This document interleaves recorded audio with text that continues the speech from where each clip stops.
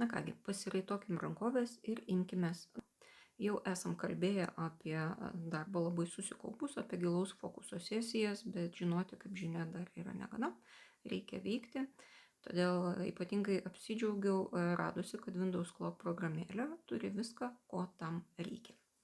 Kompiuterio apačioje esančiame paieškos lauke rašykite Clock ir atsidarys programėlė panašiai į tą siauresnę ar platesnę. Jei taip nenutinka, gali būti, kad naudojat senesnę Windows versiją, kurią atsinaujinti irgi nėra tokia jau bloga mintis. Atsidariusiam lange galime nustatyti susikaupimo sesijos trukmę, ar jos metu norite muzikos ar ne, galite susijęti su savo Spotify, taip pat galite pasirinkti darbą iš Windows Tasks darbų sąrašo, kuriam šią sesiją skirsite. Spaudžiam Start Focus Session ir ramiai dirbame iki labai malonaus pabaigos signalo.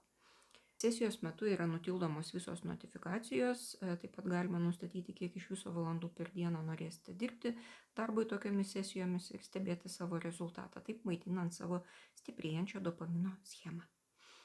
Ar bandot kažką panašaus, gal naudojat kažkokius kitus įrankius, o gal jau išbandėt šitą laikrodį, man labai įdomu bus sužinoti, kokia jūsų patirtis, kaip jums sekasi ir ar jums padeda, ar patinka.